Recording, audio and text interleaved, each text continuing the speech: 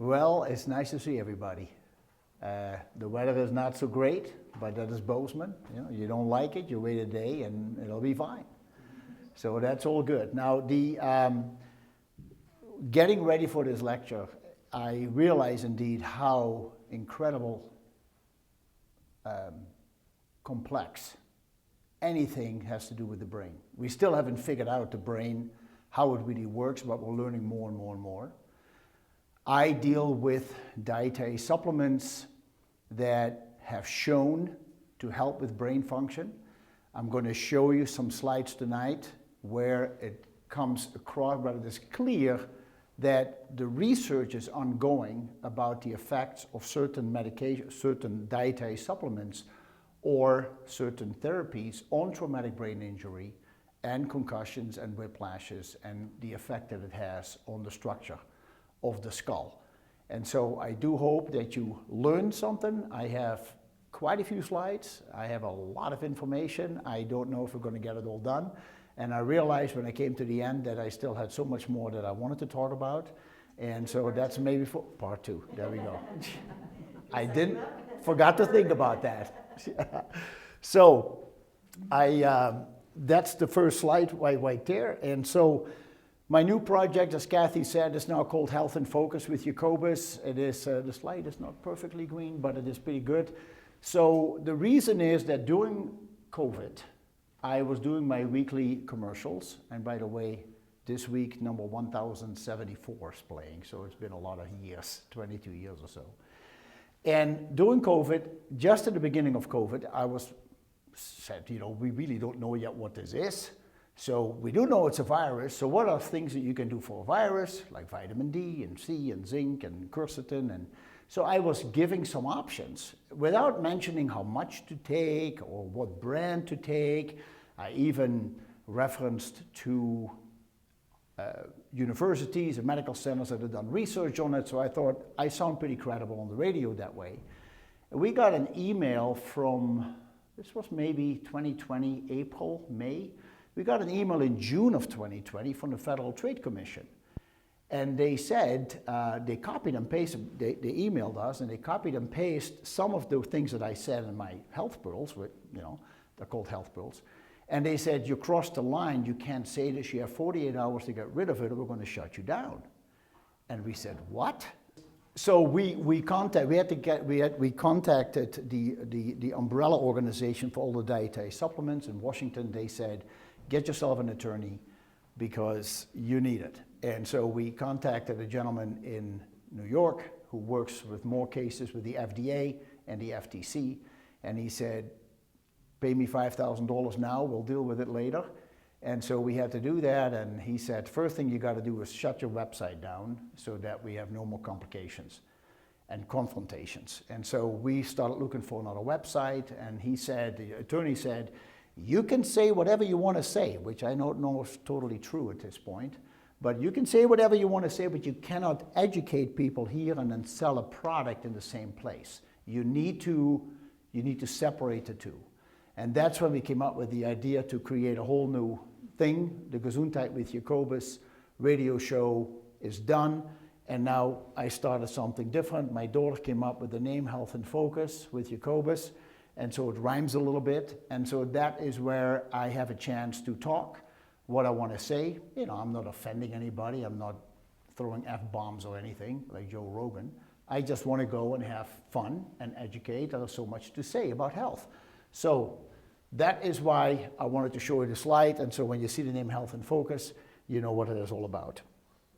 So second of all, Kathy and everybody, thank you so much for what you do over here.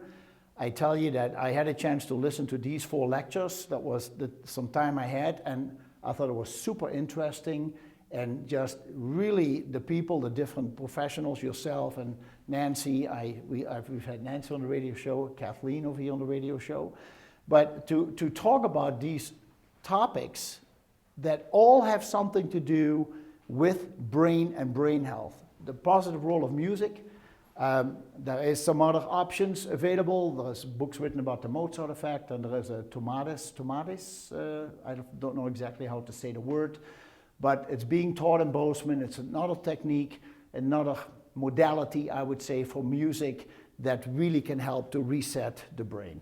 So that is wonderful. And as we know, obviously, acupuncture, acupressure, music therapy, mind-body practices, it probably is, and it will keep going on in more research. This is what we probably end up doing in order to help heal the body, mind, and spirit, and that is all connected with each other.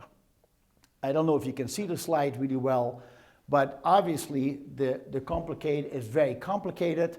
There is a lot of different symptoms, there's a lot of different pains, and as we're sitting over here in this room, people have a combination of symptoms, or they have one really bad symptom, but once you have TBI, once you have concussions, lower level TBI is usually concussion, or you get long-term concussions, the after effects, these are some symptoms that people are experiencing. I want to talk about Hilary Lampers, and I don't know if anybody ever worked with Hilary Lampers in here. You have? Okay, so Hilary Lampers is a naturopathic physician, was born in Bozeman, but she was born with forceps. She wouldn't come out, and they had to use forceps to pull her out. This was in the 70s, and they flattened her face. And she didn't have any cheekbones, her eyes were farther apart, and her whole life she really had headaches. And she missed all her dances in school, but she always had headaches every day, and many times she had to go lay in a dark room. And when she was about 18, 19 years old, somebody said, you should go see this doctor in the Seattle area. His name is Dr. Howell. And he does something called neurocranial restructuring. And what happened is that she went there, he did one treatment on her. Usually it is 4 days in a row, Monday, Tuesday, Wednesday, Thursdays. She had one treatment. That night she slept without pain, first time. And so what happens here with this, and I want to keep this up, but she started working with this doctor because he just saved her. And after a few years, she said, months I think, she said, how can I do this myself? And he said, you have to become a doctor. That's when she decided to become a naturopathic physician, went to Bastyr College in Seattle, became a naturopath, decided she was helping the people. I think the Seattle Seahawks were some of her customers, like boom, boom, boom. She helped them tremendously. She decided to come back to Bozeman, this area, about 7 years ago, I would say, 7, 8 years ago, with her husband and kids. She's up in Three Forks, but she works over at Elevate Health, which is on Main Street across from the Lewis and Clark Motel. And if you have a chance, go check elevatehealthmt.com, look at the practitioners, and then read her story in more detail. And you can also go to YouTube and look up Hilary Lampers ND, and you will find there is one, and I recommend you do it, there is one 22-minute video where she explains what this is all about. And I'm going to tell you a few things because it is super interesting. Neurocranial restructuring, or NCR, has to do with the skull. Our skull consists of 22 bones, 30 joints, 19 are attached to the sphenoid. That's that bone right there. And so here it looks like a butterfly, and that's really, they call it the butterfly bone. The only two that are not are the nose and the jawbone. And so what happens is I took a few highlights. So this is the sphenoid right over there. This right there. There's the wings behind the nose. When you move the sphenoid, all other bones move. The sphenoid is also called the butterfly bone because at birth, the skull comes through the birth canal, and once the skull starts to expand, the sphenoid expands. So when it expands, it takes all the bones with it. The skull sits on the spinal column. When you get a whiplash or a head trauma, the head slides forward and backwards, and it affects the natural curvature of your neck. This sacrifices your range of motion because now the muscles are holding up the head, not the spine. And so all of a sudden, instead of having that bowling ball on top of the spine, now the muscles have to start getting involved in order to keep that weight up, which causes a lot of tension. The skeletal system, the spinal column, and the skull should be in alignment to function. Then she talks about the meninges, which are 3 different layers inside the skull. The cerebral fluid runs between all of those. Meninges line the spinal column and protect the spinal cord. They also come out along the peripheral nerves and go down the hands and arms. Cerebral spinal fluid has immune cells, white blood cells, neurotransmitters, and the cerebral spinal fluid is essential for immune health and proper brain function. And the meninges and the CPF may be affected and become compressed, causing depression, anxiety, anger, and all other frontal lobe disorders. Does it make sense when I explain it that way? Now, so what she says, these are some conditions that she can help you with. So again, here is the sphenoid right there. And so the headaches. She talks about how many children, indeed, adults today who have had headaches as children, and the symptoms are now carried over. They just didn't think about it at the time, or they slept it off, had a few nights in a dark room, which is not always the best treatment anymore. I think, Nancy, you talked about that in your lecture. But they say, you know, the headaches, and my daughter-in-law has had many injuries from soccer, and her dad always say, you can play, go play, you know, and now she's dealing with issues, and it's really nasty if you understand, when you understand how complex the brain is and how these nerves are moving through all over the body. So pain that you feel at one spot or even in your organs, she says, the way it can have scoliosis and how it can affect, therefore, organs that are around your spine, you could have pain there and you don't know what it is. So you start going to doctors, you find pain medication, you get treatments, you do surgeries, this and that, and all you really had to do, get the sphenoid back in place. It's super interesting. So any questions about that? I would recommend, if you do the treatment with her, I do know it's $800 for 4 days. So you go Monday, Tuesday, Wednesday, Thursday. And the treatment itself is very short. It's maybe a couple of minutes. But you will walk out of there and you feel better. And I have talked to several people who I have sent over to her to at least do the 10-minute free consultations, because she will look at you and she can see if you need it or not.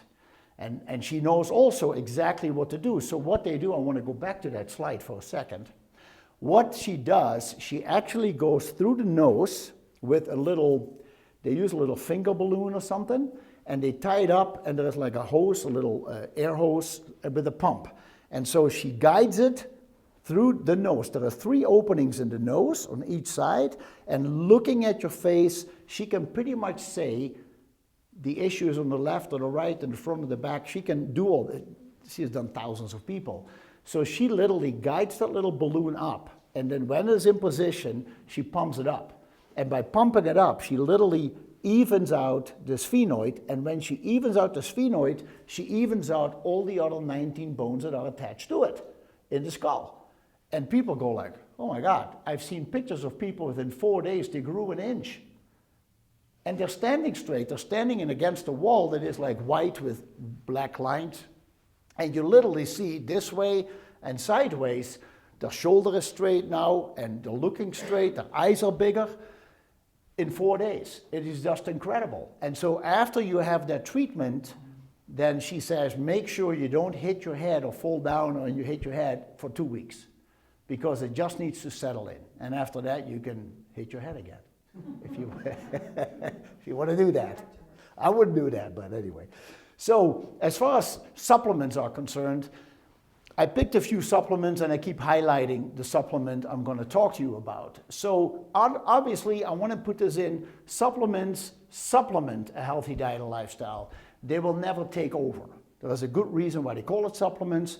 So I'm not the one telling you buy 12 bottles of something and then you feel better. It comes down to, if you fix the skull, if you have traumatic brain injury, if somebody like Hillary would say, I can readjust that sphenoid, and all of a sudden you start feeling better. If you want to feel great, then you can always add supplements to things that you do in your daily life.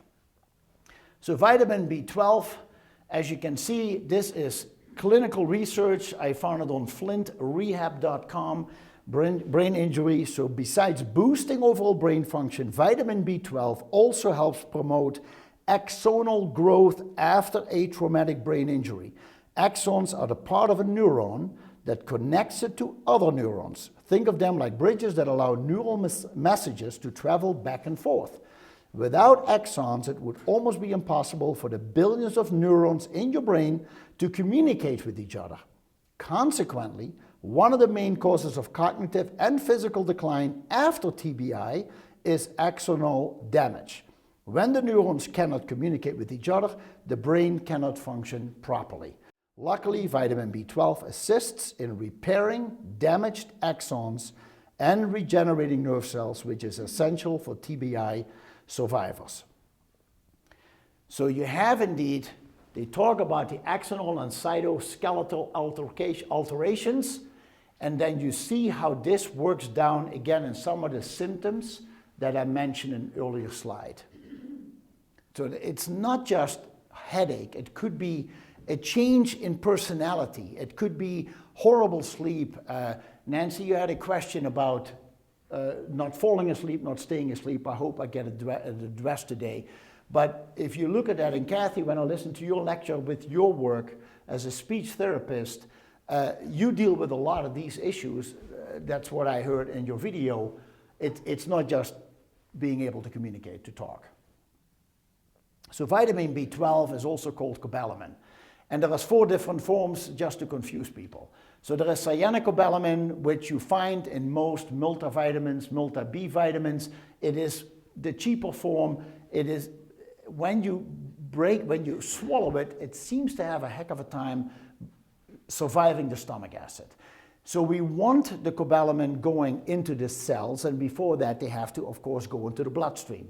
So you use something like a methylcobalamin, which is usually what cobalamin turns into in your liver. But if you lose a lot of cobalamin, cyanocobalamin in the stomach acid, then it becomes harder to, once it gets to the liver, to convert that little bit into something methylcobalamin that will be therapeutic for you. Does that make sense? If you lose a lot in digestion, you don't have much to convert and absorb. So this is usually something you take in a sublingual tablet and you just suck on it and it absorbs. Now, it is interesting that also with these other forms, some of the research says that cyanocobalamin works fine. There are people I've asked them to do a blood test.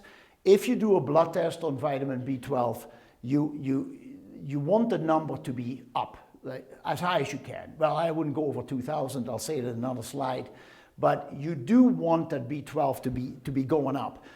Another report I read said, well, it is nice to have it in the blood, but you want it in the cells. So we still have to make sure we absorb it. And then the hydroxycobalamin seems to help a little bit more with that. So some people like to go, well, usually I would say, take any of those. There is even an article I was reading about your genetic makeup. Certain people genetically do better on one or the other, or a combination. So, just letting you know, but B12 therapeutically can do all this. So other benefits of B12 are all these. And this is super interesting when you look at what it can all do. It is so broad in its function and in its benefits to the body that I almost feel that everybody should be taking B12 no matter what. And now this one says 5,000 microgram. That's personally what I take. I think it is good, but at some point do a blood test. I would say take a lozenge every day or 4 days or 5 days a week. After about 3 months, do a blood test and then see if it's actually working for you or not. Are you absorbing something? This book really opened my eyes. Could it be B12? By Sally Patcholock. And Sally did 25 years of research on the effects of B vitamins, specifically vitamin B12. And so she says at some point do a blood test. Now, when you do a blood test, and this is an issue that I have a whole different lecture, I have to come back for that one, but the reference ranges on a blood test, as you all know, they say if you're less than this, you're too low. If you're above this, you're too high. On B12, it is 225 on the low end and 985 on the high end. Now, personally, the 225 is where they expect an 80-year-old to be, and the 985 is where they expect a 20-year-old to be. Personally, I would rather be at the 985.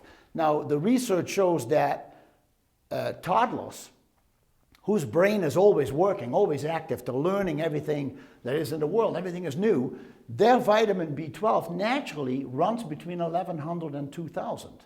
So I think that if you even get close to that, don't be too worried with your blood test showing that you're above 1000. It's all going to be okay. Yes, Nancy?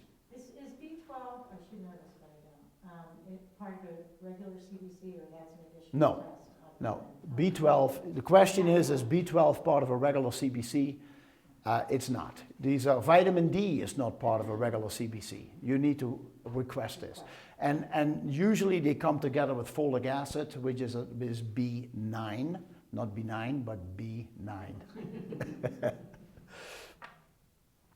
So when you take a single B vitamin, B1, B2, B3 niacin, B5 pantothenic acid, B6, all this, it really is important that for the blood to absorb it into the cell, to take the other B vitamins with it. So you can do now this methylcobalamin of the coenzymated B complex. So the coenzymation is actually the process that B vitamins go through. Once they get to the liver, all the B vitamins are coenzymated. So it is not the raw form anymore. It is now, it makes the liver gets it all ready, that when it goes out of the liver to the heart, to the lungs, to the cells, that it has a form that the cells can actually absorb. And that is usually coenzymation. So when you look at the milligrams of any multi-B vitamins or multivitamin, you'll find out that all the single B vitamins are relatively low potency. So if you want to make sure that you get enough B12, for example, you take your 5000, or you swallow first your regular B complex, and then you put the lozenge in your mouth and suck on it. These are some other benefits that B vitamins give you. Move on to turmeric and curcumin. Any more questions about B vitamins? No? You mean I'm explaining it too well? Wow. Curcuminoids, another research done on PubMed. PubMed, very important. If you want to research anything, this is from the National Institute of Health, and you go to PubMed for anything you want to know if it is credible or not. All the double-blind placebo-controlled studies on anything is on there. Interestingly, turmeric is probably mentioned in more than 1,000 different studies already on PubMed.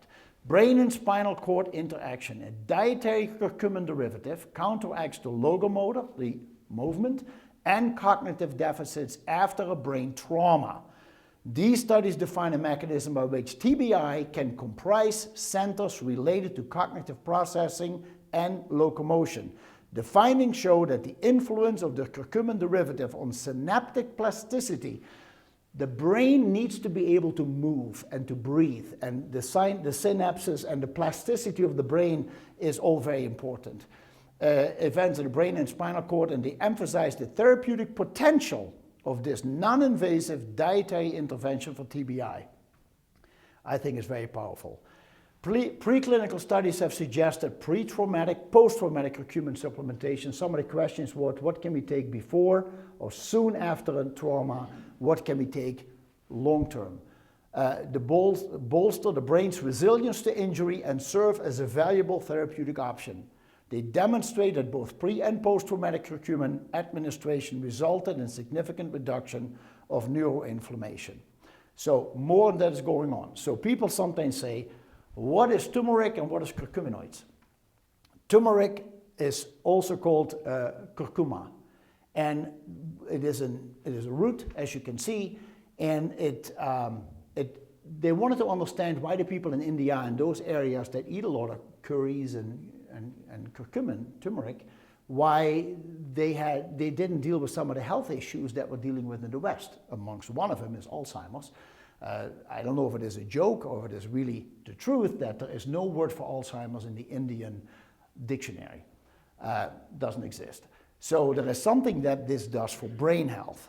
Now, when they started researching it, then they dry it, they pulverize it, and they look under a microscope, and they see all these different elements that make up an herb. And this is not just for this herb, this is for a root, this is for all different herbs. They say, what makes this thing work?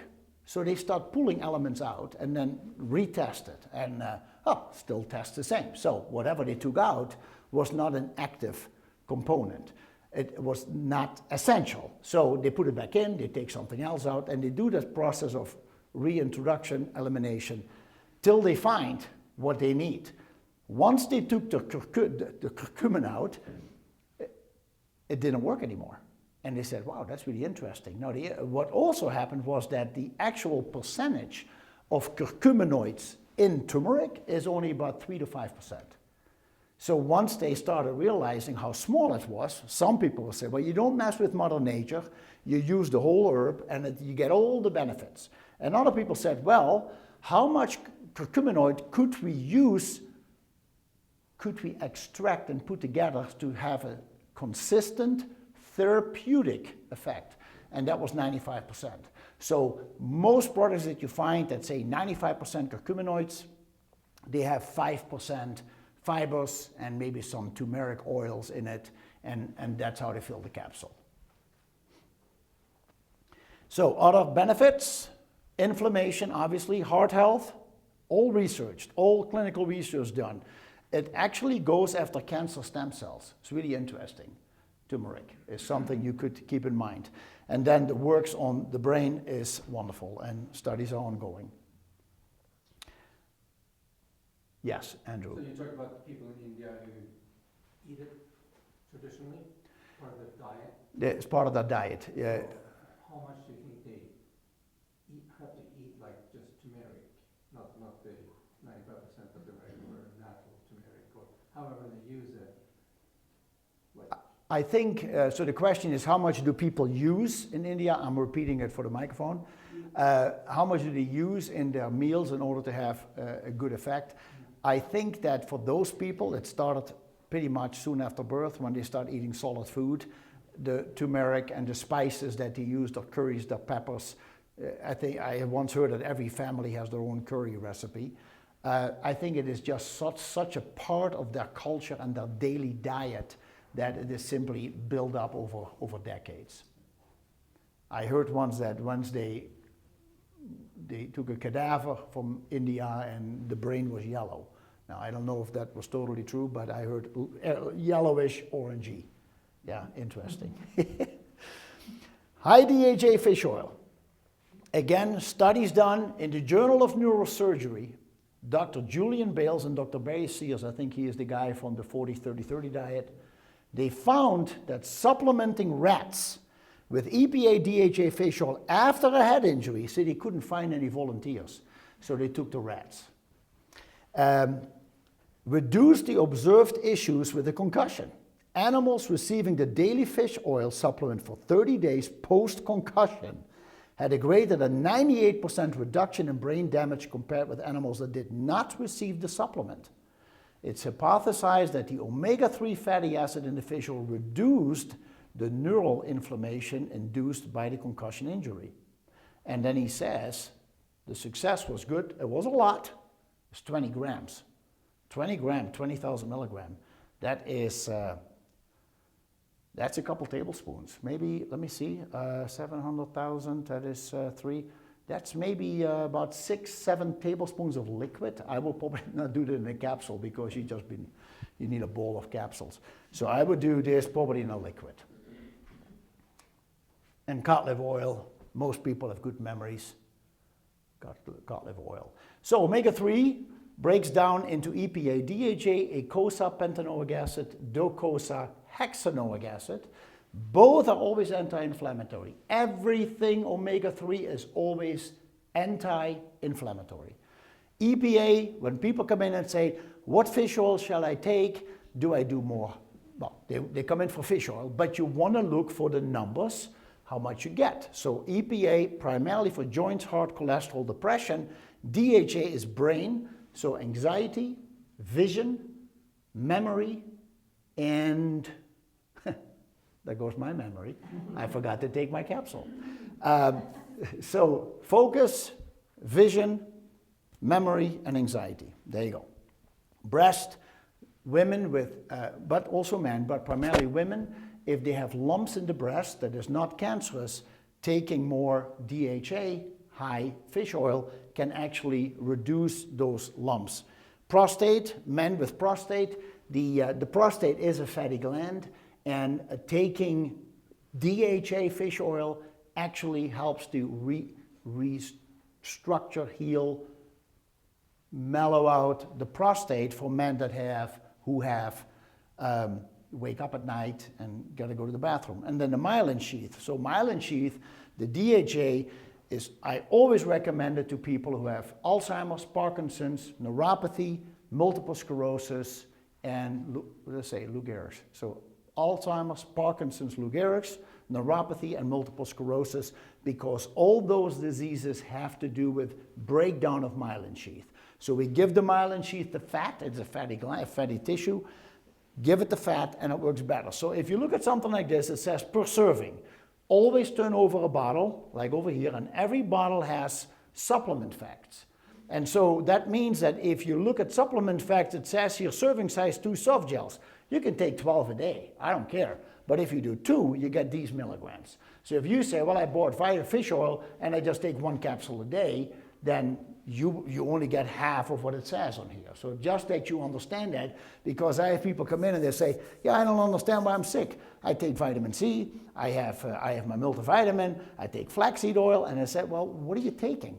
Well, I do a multivitamin gummy, I do 1 capsule of flaxseed oil, it fits, there's 14 capsules in a tablespoon of liquid. So they do 1 capsule, and then they have vitamin C, chewable 500 milligram full of sugar. So that is not, there is a difference between what you take and really what you're going to get. So this one has a lot of DHA. Therapeutically, they recommend DHA about 2,000 milligrams. So this serving is a teaspoon. That's pretty cool. And there's still plenty of EPA. This is, the EPA is 1,060. Also therapeutically, EPA for pain, if you have any of these issues, 1,500 to 2,000 milligrams a day helps you with that. But we're staying with the brain right now. Magnesium. Wow, this is unreal. Post-traumatic administration to restore normal magnesium homeostasis reduces neuronal cell death and increases the likelihood of recovery. The majority of people are magnesium deficient to begin with. So, this is what you can do. Take a kilo of your body weight, so you take your weight, divide it by 2.2. And once you have that number, that is what you are by body weight in kilos, and then you multiply that by 6 or 8, and that is how many milligrams you need on a daily basis. Now, for some people that take magnesium, and they say, I can't take that stuff, I get diarrhea. I always tell people, it is very important that you do get it in. So what can we do about it? Are you literally walking down the street and go like, oh God, I gotta get to the bathroom? Or is it like, well, no, but when I do go to the bathroom, my stool is a little bit more loose. So that is not a disease, that is simply a symptom of your magnesium. However, there are people who never take magnesium and they don't even eat it. And then all of a sudden they take 1 capsule of magnesium and they have splashing diarrhea. And they come back, I said, I can't take this stuff. And I said, no, wait a second. You are so low on your magnesium that 1 capsule gives your body the idea like, what is this? And it panics. And now we're having an issue. So go have the dose, maybe do it at night, start working your way up. And every 5-6 days, if the symptoms are not there, then add a capsule, add a capsule. So does that make sense? Do you understand what I'm calculating here? Yeah? So magnesium is just way too important for us. Let me see. Yeah. Oh, no. Oh, see, I went too fast. Okay. So this is a very interesting magnesium. Neuromag. It is made by the company Mag Team. So the dietary supplement industry, it's incredible how it has evolved in the last 30 plus years. I remember going to a trade show in 1994, and there was a whole bunch of hippies walking around, but there was also a lot of people walking around with suits and briefcases. And they were just going to all the booth and introducing themselves and, hey, we can help you, you know. So the industry has changed because money has come in, and it has given opportunities to medical doctors, PhDs, naturopath, and Master of Science to start going into the lab and actually research this stuff. So the knowledge that we have gained, especially I would say in the last 30 years, is incredible. So in our industry, we work more and more with third-party research. These people do the research, but they don't have a way to market it. And so they contact people and say, listen, this is the product that we have, and if you want to buy it, we'll supply you with it, and then you guys put it in a capsule and you get a label and a bottle. So more and more and more we see in the industry that we have high quality, double-blind, placebo-controlled products that now are available. So it improves the overall cognitive ability by 20-fold compared to placebo. After 24 hours, only magnesium that was detectable and elevated in the brain and central nervous system was MAC-10, magnesium threonate. So there are different magnesiums, and we'll go into it in just a moment, but this specific magnesium gets to the brain and does the job it needs to do. And it was improvement in executive function, working memory, episodic memory, and attention, which I know you talked about in your lecture. Double-blind placebo-controlled studies, 51 randomized people after 30 days, their brain had rejuvenated by 9 years. I think I start taking more MAC-10. So what's the dosage in this particular? The interesting thing is that there's only 144 milligrams of magnesium. They start with 2,000 milligrams of magnesium, but they bring it down to 144 milligram in 3 capsules.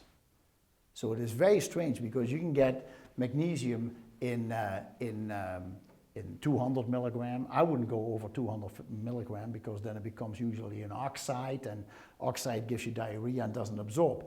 But this is 3 capsules, 144 milligrams.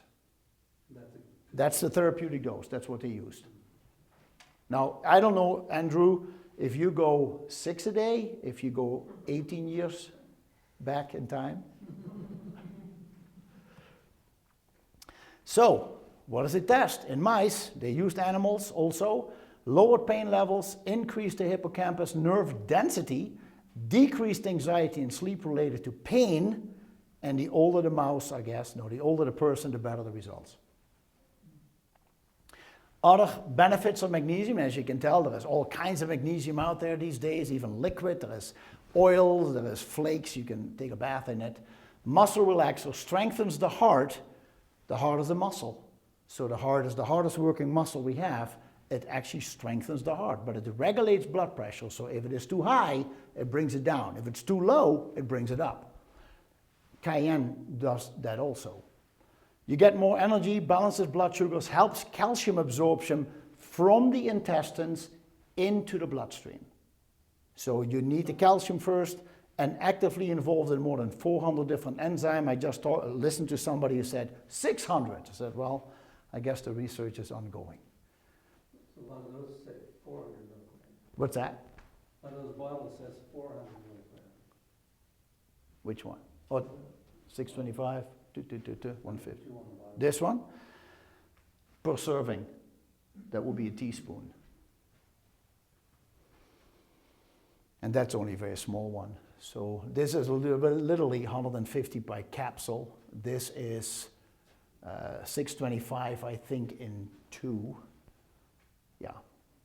So you have to turn the bottle over, look at the serving size.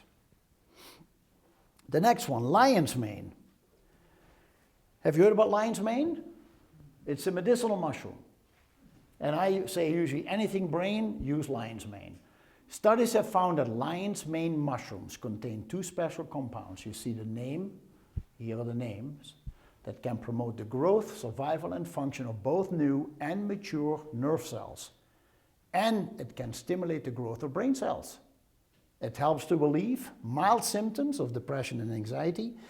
And they found that lion's mane may help speed recovery from brain and spinal cord injuries by stimulating the growth and repair of nerve cells. It may also help reduce the severity of brain damage after a stroke. That was on the WebMD and on the healthline.com. It is so that when you look at it, so how much do you need to take before it really works? And they literally have seen people, it takes them 3 days and they feel better. They already notice it. But they do recommend that you probably need to take it for about 3-4 weeks before you really start noticing a consistency in your symptoms and improvements. Any questions? Resveratrol. Resveratrol is made from the skin of red grapes. It's a type of antioxidant, which means it goes after free radicals. These help the body from damage and trauma. It has been demonstrated to effectively cross the brain-blood barrier, increase cerebral flow, reduce inflammation, and improve outcomes in animal models following multiple acute neurological traumas. That's powerful stuff. Resveratrol treatment in immature rodents reduced post-traumatic neuronal loss and improved behavioral measures of locomotion, the movement, anxiety, and the novel object recognition memory. Now, how much you need to take? I would say roughly, a couple of those a day if you decide this is your weapon of choice. And then CBD cannabinoids. So back in 1988, there was a scientist, a medical doctor actually, in Israel, and he was doing research on THC. And as he's doing the research, he realizes that working in the body and checking everything, he realizes there was a system going to work that was not the nervous system, it was not the vagus nerve, it was not the endocrine system. He said, it's very strange, this is all new. And he realized it was something that he called now the endo-internal cannabinoid system. It runs very close to the nervous system, but it is not the nervous system. So what happens is that this system, as we ourselves, needs to be nourished. And it thrives on cannabinoids. And cannabinoids are found in different foods, oranges and I think asparagus and some cauliflower and broccoli. They all have cannabinoids in them. There is quite a few foods that have it in it, but the highest concentration is in the cannabis sativa plant. And so when you take this plant apart and you just take the THC, then you get the hallucinating effect for most people. But also, by the way, good for people with brain tumors. They take THC and they're able to just function normally during the day, and it's very interesting. A lot of research goes on.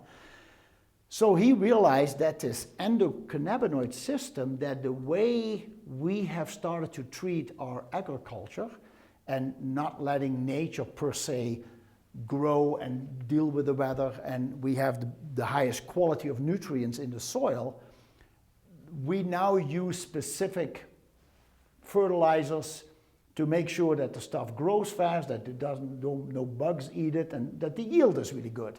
And they've noticed that over time, the amount of cannabinoids in our food has diminished in the last 40, 50 years.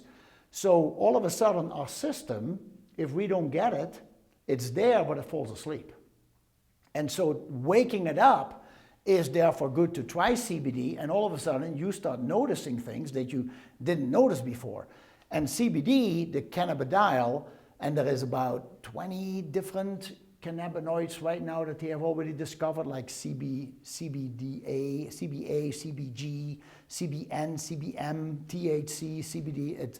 There's a whole bunch that as we researched. They have a feeling there are roughly 100 cannabinoids in the cannabis sativa plant, but this one is the one that became really popular, and so you often find that you can get this. So when you look at a product that has CBD, if it says full spectrum or broad spectrum, full spectrum means it has everything in it the way Mother Nature makes it, including some THC.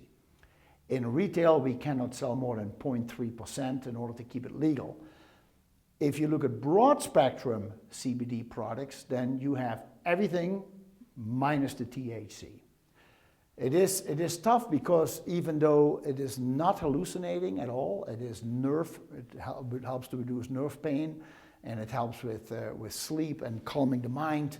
It's a very interesting product, but they're continuously doing research also what it does for the brain and TBIs. It targets many of the cellular, molecular, and biochemical changes associated with TBI by mediating the regulation of neurotransmitters, preventing blood-brain barrier permeability, increasing brain-derived neurotrophic, which is the virus, toxin, or chemical that is attacking the nervous system factor, and cerebral blood flow. So it increases the scavengers that go after the bad guys. And then it decreases the microglial, which are scavengers, good guys in the central nervous system. It decreases the microglial inflammatory response.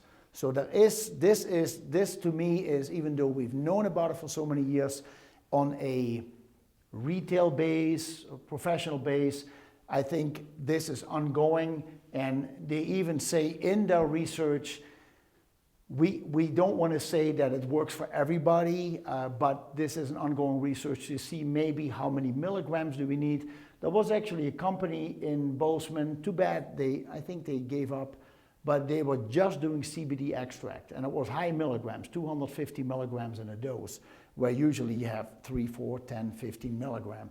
And they said it was wonderful for actually Alzheimer's and for rheumatoid arthritis. So I want to bring this up because there is so much more that we can go through. This is a whole new list. The list is becoming impressive. Ginkgo biloba is a leaf from a plant, very old plant, like 2,000 years old at least. But what we have noticed is that it increases blood flow through the body. There are actually medical doctors after surgery who tell the patients to go on ginkgo biloba because of the blood loss that they have had, to make sure the blood starts flowing through the body quickly. So it's all about blood flow. Butcher's broom is blood flow stimulation. Make sure the brain is getting enough oxygen and nutrients that it needs. The huperzine, vinpocetine, this is ongoing, though more from the East. I would say it's not really a European or an American, it is more from the East. GABA is an amino acid that calms the mind. If it's overstressed, too much anxiety, too much going on in your daily thinking, GABA can really calm that down. St. John's wort became very popular mid-90s. There was clinical research done on St. John's wort in comparison to prescription drugs for antidepressants. And what they found out, and you can look all this up, St. John's wort, if you do 300 milligram 3 times a day, and the St. John's wort contains 0.3% of the active component, which is hypericin. So this is called hypericum also, but hypericin. So 300 milligram 3 times a day with 0.3% hypericin, clinically studied to work better than any of the antidepressants on the market today. It was incredible. And then they say at the end, for mild to moderate depression. Then I think, maybe I'm wrong, well, if it works for mild to moderate, it probably puts a little of a dent in severe depression. So probably safe to take. The only side effect I've heard is when you take a lot of St. John's wort, be careful when you go out in the sun, your skin is a little bit more sensitive to sunlight. Kava is an herb that is all about anxiety and really just calms the mind down. Does anybody have another one that you've heard about that they want to add to the list?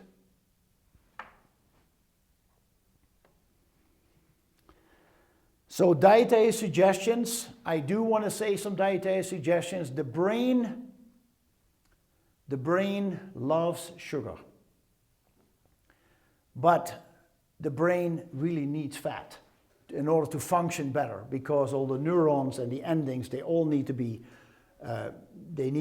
stay lubricated, so to say. There's a whole lot of topic to talk about at some point, but if you look at the body, there is 2 parts to it. There is a section above the neck and a section below the neck. The section above the neck is the brain. I usually say that's your coach, talks to you 24 hours a day.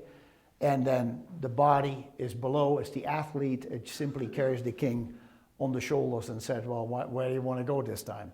And so the brain makes us do things that the body is not ready for.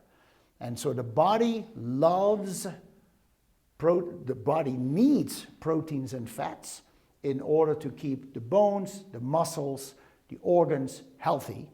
And the brain needs fat in order to function, but all you need is a Snicker bar and you feel fine.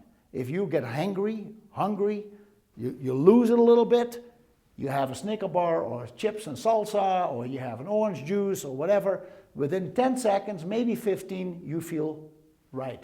You feel good again. Why is it? Because these foods go right through the tongue, saliva, into the brain. They're there very quickly. And so the problem becomes that if we eat those kind of foods, the wrong kinds of food all the time, we still swallow it. It goes through the digestive tract, but once it gets into the bloodstream, the cells don't know what to do with it. And so the cells, over time, become depleted, and you become tired, and you start having deterioration and disease. So that's on the lower part. Sorry, we're talking about the brain. Very interesting topic, though. Plenty of water with minerals and trace minerals. Why? Because I talk to people who drink a gallon of water a day, and I said, why? Well, I read that somewhere, and I said, do you add minerals to it? I said, no. So when you flush water, you have water absorbs everything that's water soluble.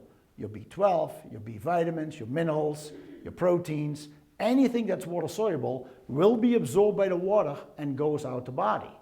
So you lose it before you can use it. And so when you drink water, add minerals, because minerals are not just important for all the functions in our body, but minerals also are needed in the brain, specifically magnesium, to go from the pineal gland through tryptophan, into serotonin, into melatonin, to help with our overall sleep cycle. And I sometimes tell people, listen, if you have mud on your driveway and you sprinkle it with a hose or with a garden sprinkler, the mud is light brown, it absorbs the water, it gets dark brown. And so then when you turn the sprinkler off, it just turns light brown again, and the spot is still right there on your driveway. But if you put a hose on it, if you stay, you see that, first of all, that spot gets really dark brown from the mud, and then all of a sudden it starts to, you see it gets loose, and then it flushes out of your driveway, and your driveway is clean. Why is it? Because we use so much water that the mud cannot absorb more, and we simply flush it out. So minerals in your body absorb water like clay, but they hold on to it. So they hold on to it, and they use it, they don't let it go. So people notice when they add more minerals and trace minerals that actually the whole system has more energy and is not as thirsty. I think people who eat a lot, drink a lot of water without the nutrients in it will become more depleted over time. So how do you mineralize it? What's that? How would you mineralize it? How do you do that? How do you add minerals? Oh, yeah, so you can do minerals or trace minerals. So you can take trace minerals drops. Most of those are made at the Great Salt Lake.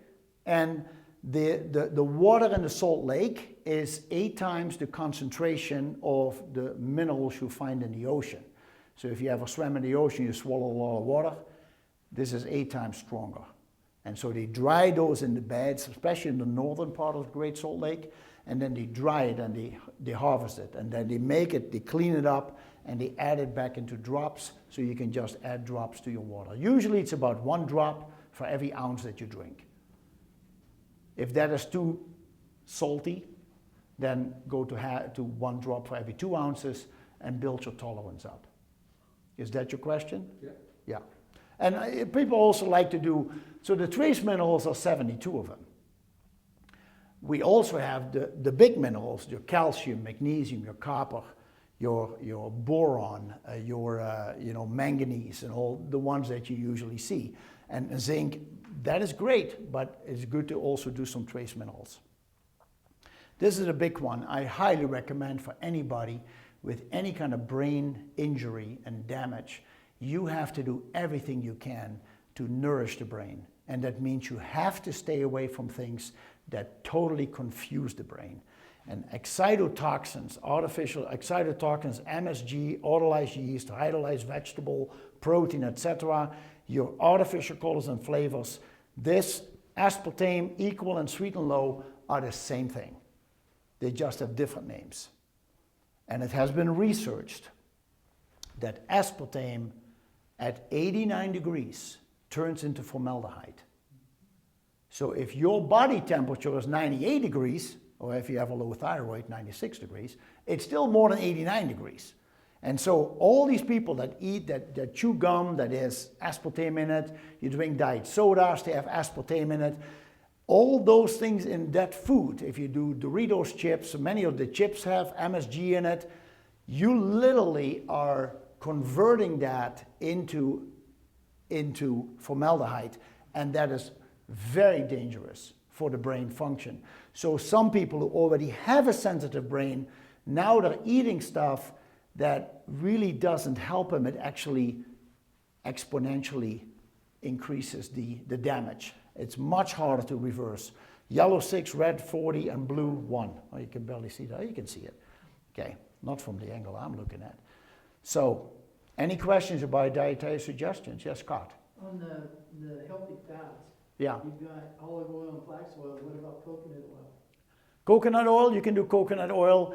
Not everybody, you know, I don't know how people use it. You can do coconut oil. If I put it in a shake, my whole shake starts to taste like plastic. I don't know what it is. But absolutely, coconut oil is also good. And it's good that you bring up coconut oil, as a matter of fact. But I would, you know, coconut oil has been really become popular because of Alzheimer's. And there was this lady, Dr. Mary Newport, in Florida. Her husband had Alzheimer's in stages, and he was losing it. And so she heard through, as being a doctor, that there was going to be a government-sponsored experiment, test research on a product that they were going to bring to market, and it was for people with Alzheimer's. And so she drove over to the test site, and they had him do a test where you have to draw a clock. So you just say, just do a clock, and then say 10 minutes before 2 o'clock or something. His numbers were all over the place. There was no coherency in what he made. And so they said, he's really too far gone. And they said, he cannot participate. So she was really disappointed. And she goes home, and on the way home, she calls a friend who knew more about the test, and why she didn't think about that before, I don't know. But she called this person and said, it actually is a coconut oil derivative. Ha! So she takes the exit, goes to a health food store, and buys a jar of coconut oil, the nice white solid stuff. And she starts giving him, every morning he gets oatmeal, and she gives him 2 tablespoons of coconut oil in there. And within 2 weeks, you see him draw. He's drawing a clock, 10 to 2, or maybe you remember that one, maybe 2:30, who knows. But 2:35. But he was able to start drawing coherently, because he was to the point that she would say, honey, can you go mow the lawn? And he said, oh, yeah. So he goes outside, and 45 minutes later, she goes like, I never heard the lawnmower. And she goes into the garage, and he's taking the whole lawnmower apart. So it was all laying there in pieces. He forgot what he came in there for. But he started to improve, and she wrote a whole book about it. And so when you do flaxseed oil, when you do coconut oil, Scott, I'll add it to the slide next time, thank you. So the coconut oil contains 3 fats: lauric acid, capric acid, caprylic acid. And so when they started doing more research, they said, these are the MCT, the medium chain triglycerides, and they said the MCTs is what you need for the brain. But then some people said, well, but the lauric acid doesn't really do much. It shouldn't be called an MCT, medium chain triglycerides. We should do capric acid and caprylic acid. So all of a sudden, well, first of all, they had the solid, had the MCTs in it, 62%. Then they turned it into a liquid, so you can buy liquid coconut oil, and all of a sudden the MCTs are 93%. So the more MCTs you add to the oil, the more liquid it becomes. So that was that. Then they said, well, we should get rid of the lauric acid because we should just do capric and caprylic acid. And they did that, and then people said, now wait a second, the caprylic acid is really the best. So now you have things like bulletproof oil, you can put in your coffee or do whatever. It's just caprylic acid. They said that is the best one for the brain. So I did call Mary Newport. I said, what do you feel about this lauric acid and stuff? And she said, lauric acid is actually very good for inflammation. So she said, I think it is important to leave in there for joint repair. So I feel do what you want as far as that is concerned. Try the coconut oil. I would probably do the liquid because you do get more MCTs, and just try it for a month and see how you like it. It's great in your coffee. What's that? I've used it, put it on toast, put it in cooking, Yeah. and you really don't get the taste. No, but I like coconut oil, but not in a shake. I do too. Yeah. Have you heard of the bulletproof coffee? Everybody has heard about who else hasn't heard about it? So you make your coffee, not Folgers, right? Something good, organic or something. You grind your beans, you make your coffee. In your cup, you put a tablespoon of butter, preferably grass-fed butter or ghee, clarified butter, and then you add a tablespoon of coconut oil to it as well. And then when the coffee is done, then you fill about half the cup with coffee. On top of the oil, you take a little blender or you throw it in a little mini blender and you blend it up. And when you start blending it, the coffee turns into a creamy coffee right away. It almost looks like you put cream in it. And then you fill the rest of the coffee on there, and then you drink that. And it just tastes like coffee. Slight fatty aftertaste, but if you make good coffee, it still tastes like coffee really well. But everybody says they have more energy, they're more sharp, they're sharper, they go in a meeting, they said, man, I had all my agenda points lined up. It was really awesome. So you can do this for yourself by really giving your brain some fats. So I'm sorry Scott, I didn't put it in. Must have been an oversight. Yeah. Maybe I forgot. All right, any more questions about this? So what Yeah. are those, the last, I mean. Excitotoxins? But what about the other ones, it's more the yeast and the. Yeah, the autolyzed yeast is a synthetic form of yeast. It is an additive into food in order to give it a certain, I think, flavor is part of it, but also it keeps it together a little bit better. And sometimes they do things that keep the shelf life longer going. And the hydrolyzed vegetable protein, I know it exists, but I couldn't tell you exactly. I would say if you look at certain foods, packaged food primarily, you may see in the extra ingredients hydrolyzed vegetable protein. I would be very careful with that. Nancy? What about stevia? What is that? So stevia is a green leaf where they squeeze and they get the juice out of it. And that is a natural form. The issue with stevia, some people don't like it because it has a slight bitter aftertaste. And so now you also see some companies that come out with stevia with a hint of monk fruit, and all that is fine, but in the long run you got to be careful with sugar. But stevia is safe unless anybody over here has heard anything else.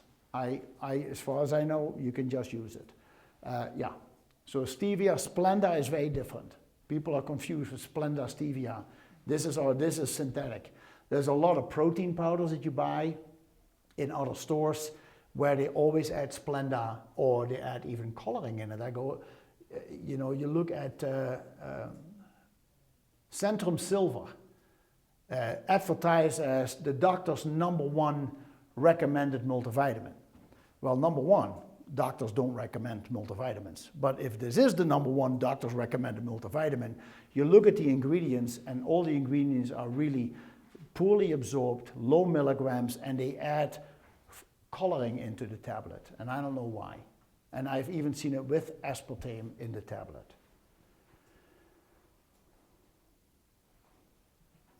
So, that's it. Thank you very much for listening. Any questions? Oh, thank you. Thank you very much. Now, Kathy, you had a few questions. I hope, did I answer them?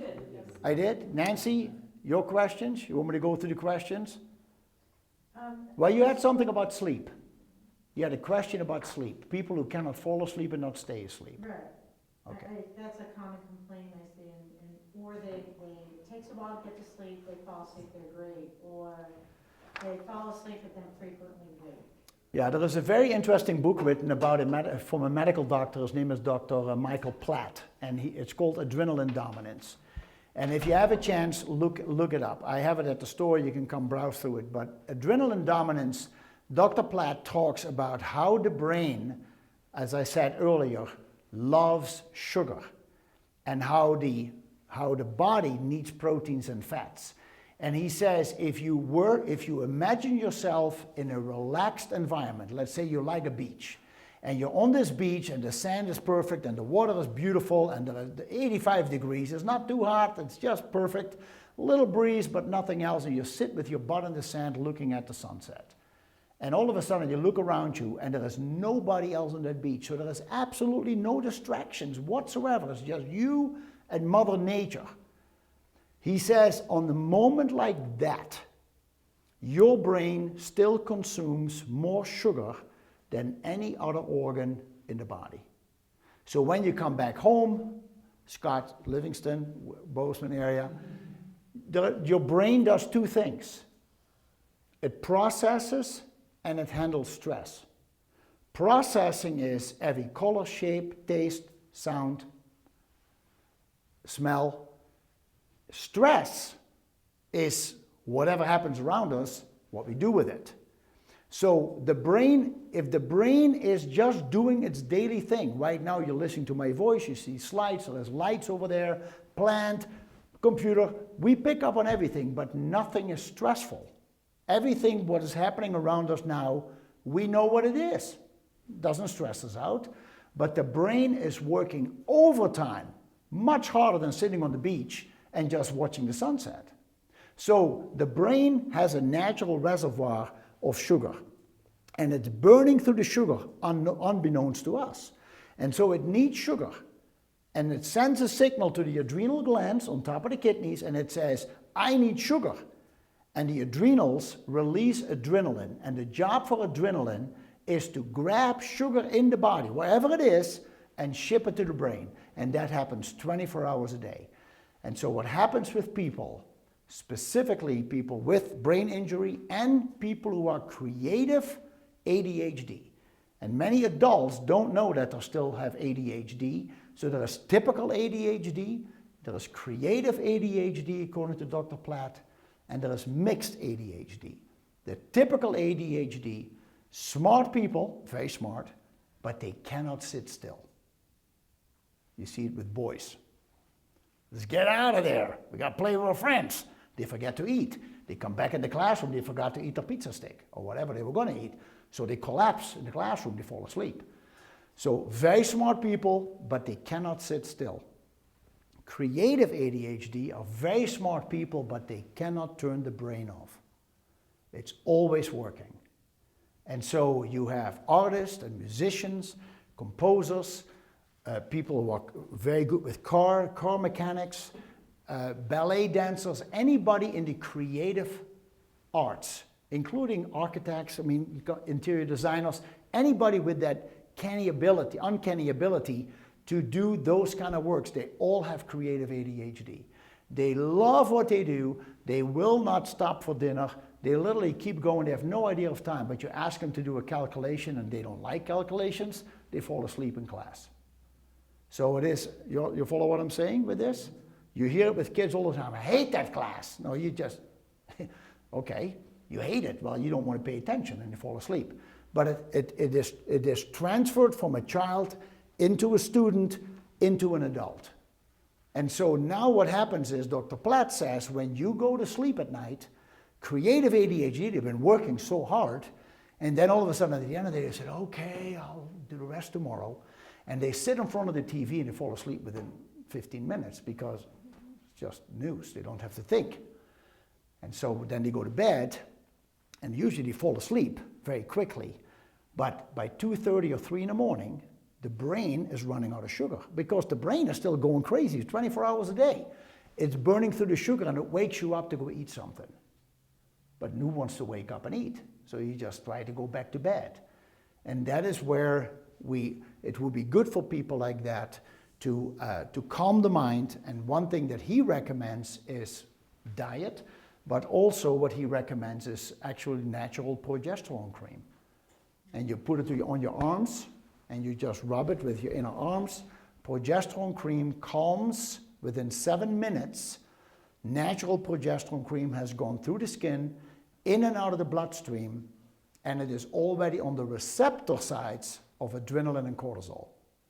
And I have witnessed it at the store, sitting with people who were they were losing it. They were just going through so much stress and stuff, and they were, literally. And I said, hold on, and I grabbed a tube of progesterone, and I said, do like I do. So I did it, and they do it. I'm not lying to you, 7 minutes. And he said, yeah, I feel better. One guy hadn't slept for 3 months. I said, how can you not sleep for 3 months? He said, I'm in construction, I'm thinking about this. And I said, you literally don't sleep. He said, no, I can't, I lay in bed, that's all. I said, let's try some cream. We put the cream on, 7 minutes. He was yawning, he wanted to go to sleep that quickly. The other thing you can do, have some protein and or fat a half hour before you go to bed, so that your digestive system is working on that protein and fat, and the body, the athlete, is not calling the coach and say, coach, I need to eat something. I wake you up to get me something. So if the body is digesting, it doesn't call the brain, and most people sleep through the night. But don't do sugar, because then you have bad dreams. So, what's some natural sources for progesterone? Actual bioidentical progesterone cream. So it is made from a yam from Mexico. They call it the Mexican wild yam. And I was told that it is not really a yam like we know yams. It looks more like a radish, and it grows in a tree. But they call it the Mexican wild yam. And what they noticed is that women were using the yam, and their hormone, their PMS symptoms, and even some menopausal symptoms were reduced, and they felt better. But they also noticed there were women who had no effect from that. And so a doctor started to break down the herb, like we did with the curcuminoids, and he said, what is it that makes this thing work? And it was an element called diosauria. And they found out that when diosauria gets through the skin, or goes through the digestive tract, and it mixes with a certain enzyme in your body, it converts into progesterone. And so that's what they started doing in the early 90s. And they started take the diosauria, the women who didn't have that enzyme, they took the enzyme, they mixed it together, made a cream out of it, made it available to the public, and all of a sudden people saw that on blood tests, their progesterone levels were coming up. And very important, is also an anti-cancer hormone. Boy, I can talk for hours. This is fun.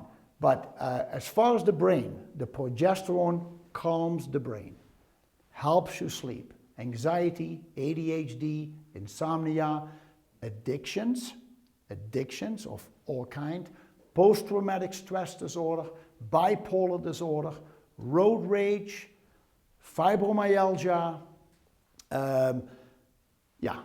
all these symptoms. According to Dr. Platt, 41-year medical doctor, he said it works. That's why he wrote a book about it. Progesterone, not progestin. T-I-N is a synthetic form. Sell it in this world? We do. What are the symptoms? Oh, I started using it when I had my interview with Dr. Platt. I started using 200 milligrams a day, 4 pumps a day. And my wife said, after a month, she said, you're a different person. I said, I'm a different person. I'm always a very nice guy. And she said, no. So I got my answer. But she said, you're calmer, you listen better, you don't get involved in every discussion, you let other people talk, and not tonight. But you let other people talk when the kids are there for brunch and we're sitting around. if there is a topic, I go like, yeah, let them talk. I love it. I love listening to them. I don't feel I have to insert myself in the conversation. I just sit there and absorb. And so that's one thing that she noticed. And so then I did it a month. I did 150 milligram, and then I did 4.5 years. I did 100 milligram or more every day, 7 days a week. It was fantastic. And how often did you like apply a couple times a day, or? There is 50 milligram, and you can do it every day, or you can do it right before you go to bed, and you sleep better. The progesterone for insomnia at night when you go to bed. And I have to say that I've done it a few times when it worked like a charm. I put it on, I go lay down, it takes 2 minutes to dry, and I'm just out, and I wake up 6 hours later when the alarm goes off. But there's also times when I actually wake up in the middle of the night, so I couldn't understand exactly why it wasn't working 100% of the time, but it would be another option for all the other issues you're dealing with during the day to also try that at night. Do you know if that increases your progesterone levels, I'm guessing? Should be.